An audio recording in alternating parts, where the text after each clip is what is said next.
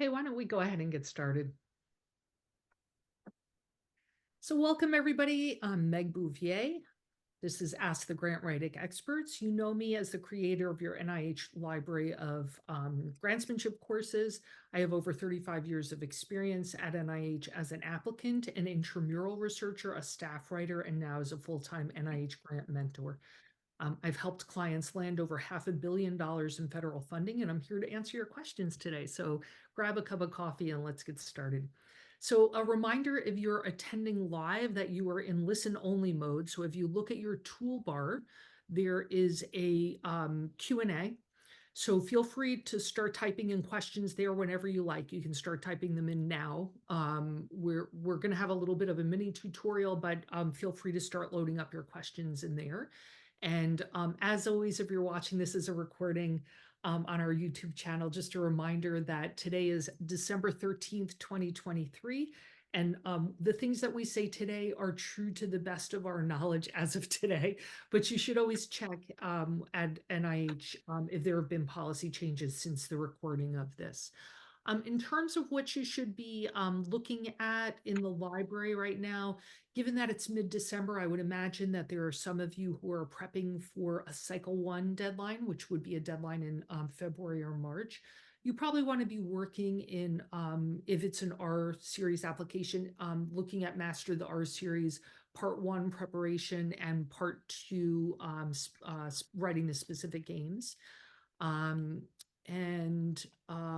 Any news out of NIH? It's been kind of a slow news month. Usually NIH doesn't release a lot of announcements in December, but we may hear more things in January. We're still operating under a continuing resolution, which means that funding decisions may be delayed. So just hold tight while NIH waits for its final budget numbers for FY24 if you're waiting for a notice of award.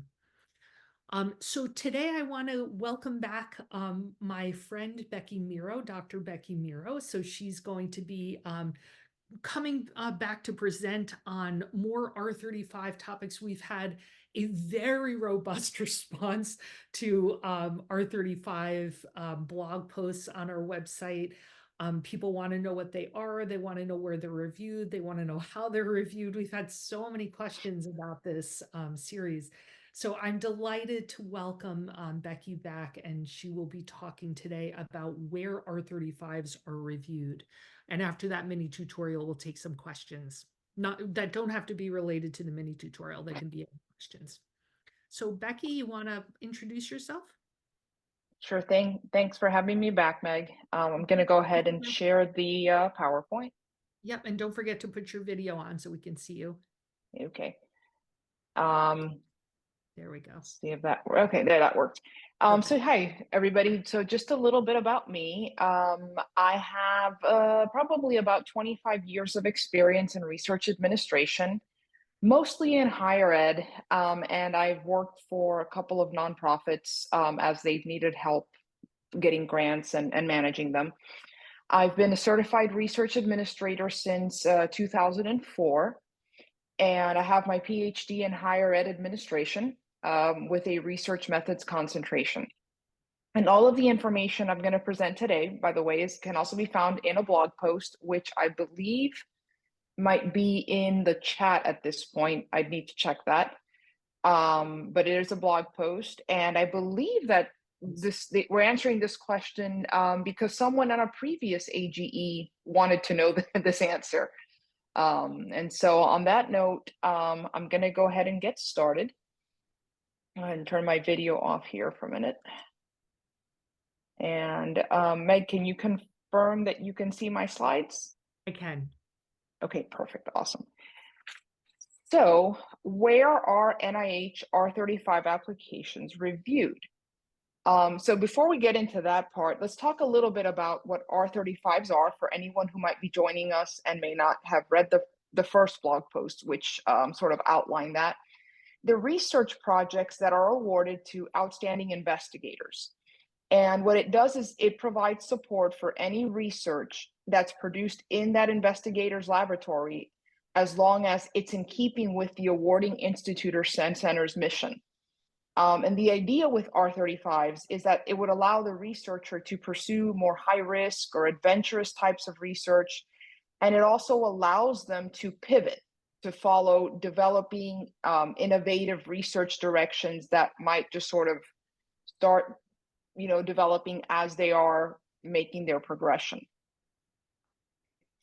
So for institutes and centers issue R35s, they are NCI, NHLBI, NIGMS, and NINDS. So now we're on to the main conversation topic for today's AGE. Where are they reviewed? The short answer is always ask your program officer. They will be able to answer the question, but it's always good to know a little bit about the review ahead of time. So first, I'm going to give you some general information. There are study sections which review R35s, but other R35s are reviewed by what's called special emphasis panels, or SEP. A little bit about the difference of those. So the Center for Scientific Review has recurring study sections that review over 75% of NIH applications. Special emphasis panels are a type of study section, and they're ad hoc. So they're organized for a specific purpose. They're not usually standing panels, but there are exceptions, and there could be some. So institutes and centers may organize SEPs to review special topics or applications that have a specific focus or structure. And in general, if you're noticed a funding opportunity, or NOFO, requests a letter of intent, it's very likely that the application will end up at an ad hoc panel of some kind, like a SEP.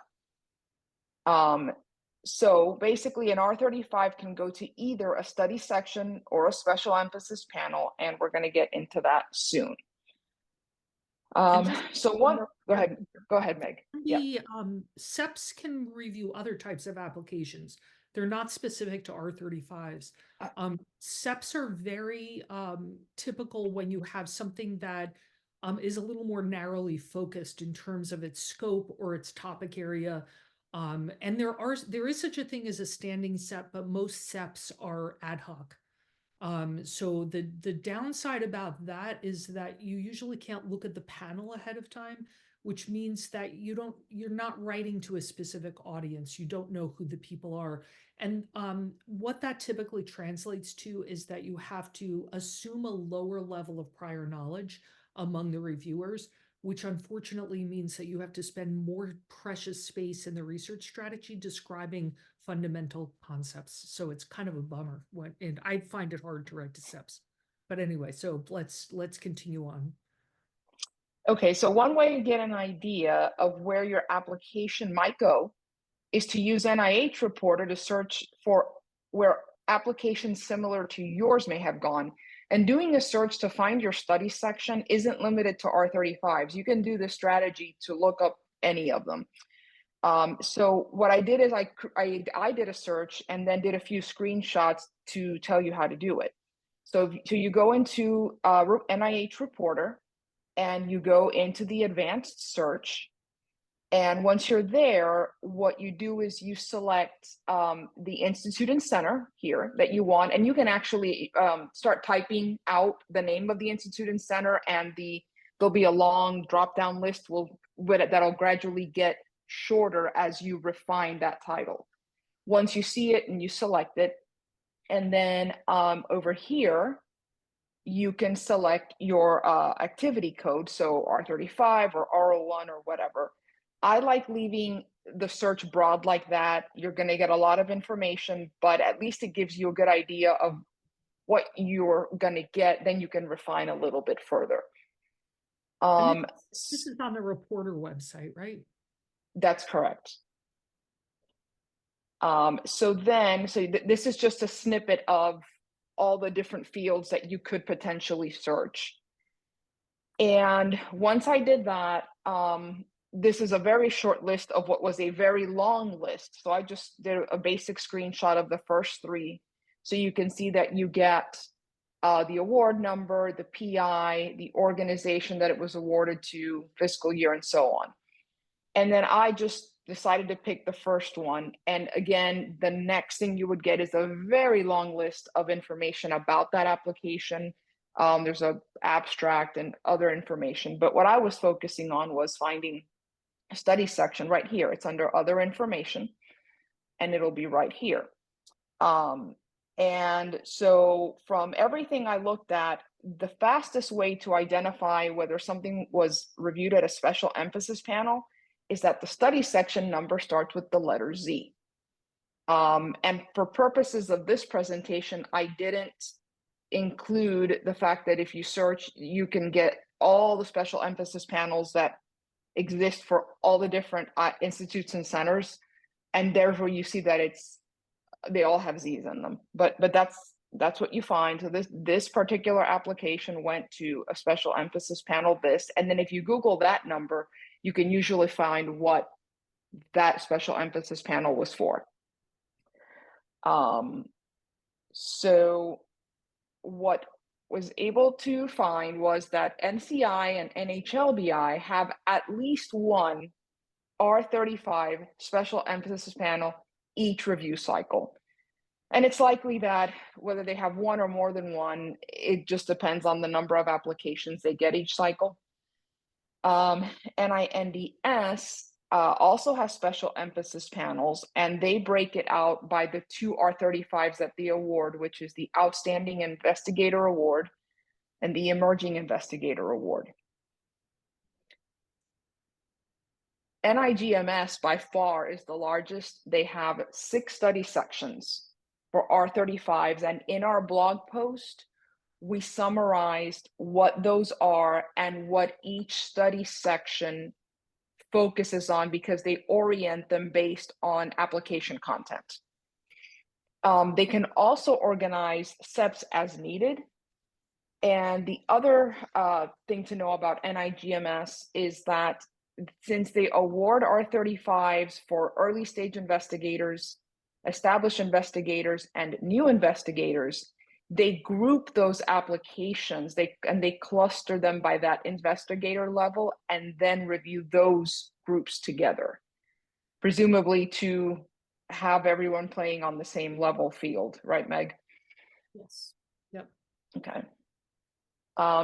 So that's a brief summary of how R35s are, where they're reviewed. On this slide, I linked, and it should also be in the chat, our original post on the R35. And we're also going to be working on a blog post to give you a better idea on what reviewers are looking for in an R35 application. And we should have that one out to you in the near future. Great. So this may, as I said, this may seem like a lot of material on R35, but we have been really astonished at the amount of web traffic we have coming in on that blog post. It's been one of the biggest hits of our year in terms of, people just wanting more information on that. And we keep getting more and more questions on it. So they're very nice mechanisms because they give you an extended period of funding. So if you land one, you're in this privileged position of being able to take a little bit longer to get your career established and not have to be immediately in that grind of having to apply for more funding. And as Becky said, GMS has the biggest of the four ICs that offer them. GMS by far has the biggest. Their MIRA is the biggest. So so let's take some questions now. We had a couple that came in. So one of them is about the MIRA. Because the MIRA is designed to support a substantial and ambitious research program, the PDPI must allocate a minimum of 51% of their total research effort to this award, Regarding the research effort, could you please clarify if there is any possibility for negotiating or adjustment in the future? Thank you. And I asked the person, are you looking to negotiate up or down? And the person said down. So they're looking to reduce their percent effort from 51%. I don't know of a person who I personally know who has had a MIRA who has negotiated their percent effort down on the award. That doesn't mean that you can't do it or that people don't do it. This is definitely a question for the PO.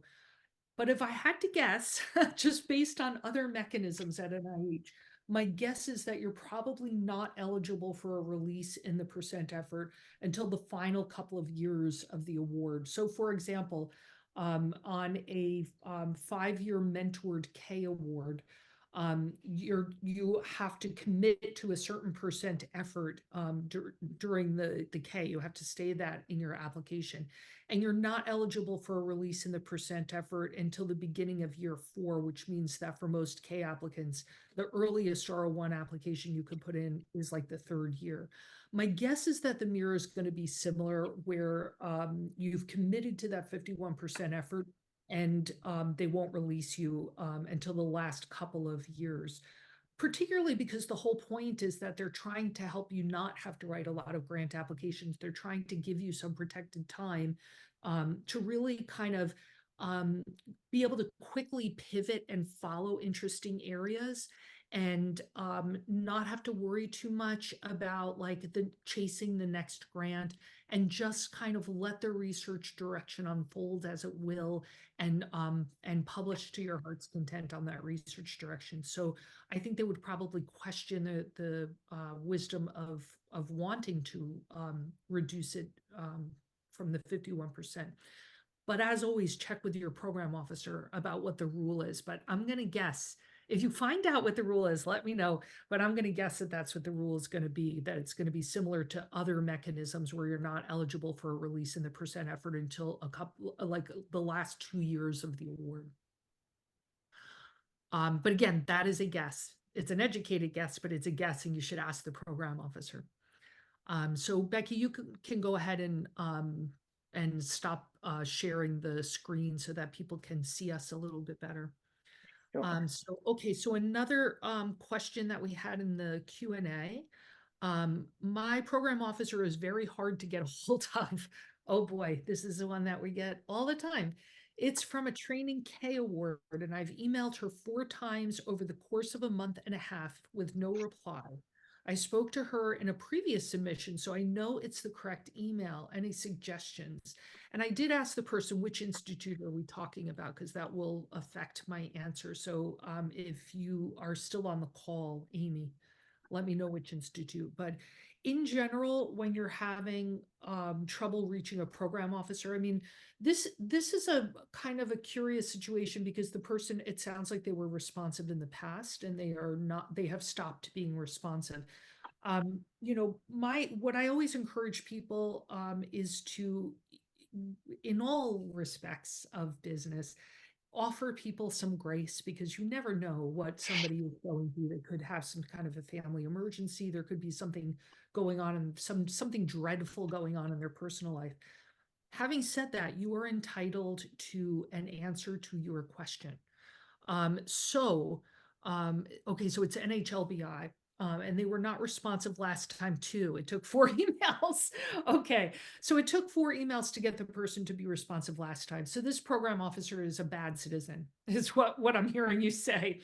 So given that this is your second time having a difficult situation with this person, maybe you could offer them a little less grace, because you know that this is who they are, probably. So you are entitled to an answer to your question. And I do want to point out that if you look at the job description of a program officer, the #1 bullet in their job description is to advise on grant applications.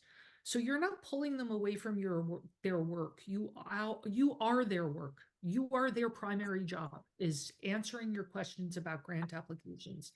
And you are entitled to an answer to your questions on this application. So I usually run through a list of possibilities that have to do with things like indicating the time sensitivity, the urgency in the subject line of the email, and, being like I'm on the bottom of their shoe. I'm going to assume that you've already done all those strategies. So we're going to move on to the more draconian measures of trying to track down a program officer. So in a large group, like if you were applying, say, to like someplace like NCI, where there are um, hundreds of program officers that are grouped in divisions under different topics. Um, I would look for the name of that, the person who's in charge of that division. So they're the immediate supervisor or even a colleague within the division, and just sort of politely email them and say, I'm really having trouble getting a hold of this person. I don't know if they're traveling or out on leave, but I have some really time sensitive questions that I have to get answered. Can you help me figure out how to get them answered, or is it possible that you could answer them? And typically one of two things happens if you, and in a smaller institute, the thing that I would suggest that you do is potentially email a program officer on a different mechanism. So like, let's say there's only one R01 program officer at your institute.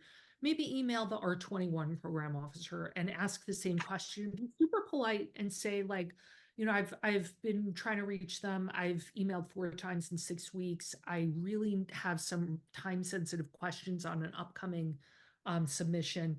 I don't know if this person's like traveling or out on leave, but I really need somebody to answer these questions.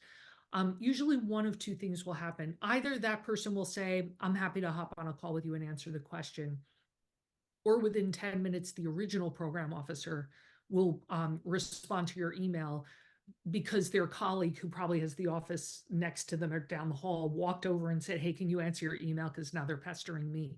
So usually that's enough to shake the tree and get some kind of a response. So I would give that a try and see if that helps.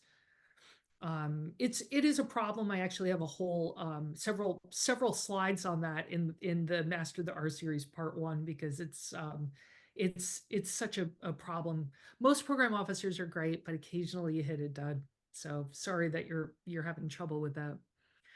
So okay, another question that just got typed in. You highlighted that the NIGMS groups applications by investigator stage for review to level the playing field. Do criteria exist to determine and or indicate one's career level for the MIRA?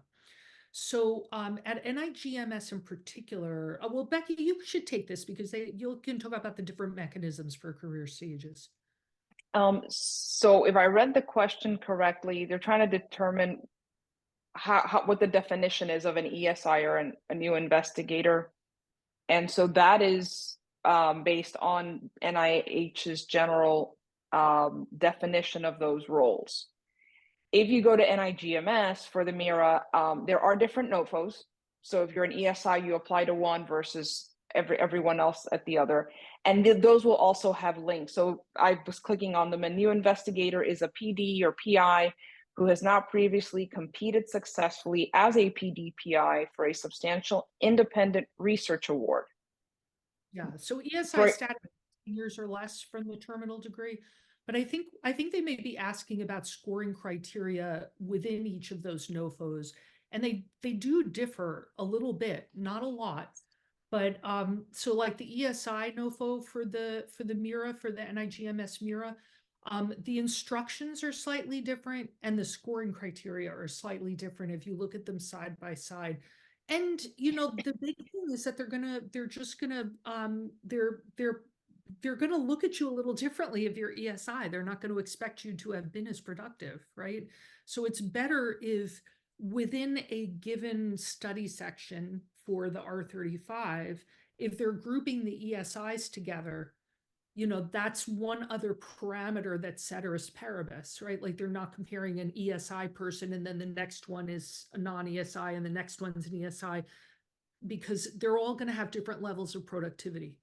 So, so the instructions and scoring criteria are slightly different for the ESIs. And of course, the reviewers are going to just expect you not to have been quite as productive, and maybe to have a more amorphous sense of what your career trajectory is going to be. Somebody who's not ESI probably has a little bit firmer sense of where they want to head in general terms, whereas an ESI person might speak in even more broad generalities than one might see on a non-ESI R35, if that makes sense. So hopefully that answers your question, but if it doesn't, please clarify for us what else you are looking for. And while we wait for that, we had a couple of other emailed questions during the week. So this is clearly from a research development person. What do you say to more senior researchers who push back against RD research development folks because they quote already know NIH and how it works and the relevant people here? So I have to chuckle. I'm sure that Becky has encountered people like this as well. So I would say two things to that. If they're getting funded, more power to them. Keep doing what you're doing. Rock on, man. But, like if you're not getting funded, then maybe you have something to learn and maybe you can use that as leverage. I find that desperation usually creates a more receptive mindset to NIH training. So the longer a person goes without having, I've worked with people who were mid-career or further who you couldn't tell them anything. They just, they knew it all. They weren't really interested. And we didn't have a particularly successful encounter. And then several years later, they'll come back and say, I'm just still not landing. I'm not even getting discussed on my applications.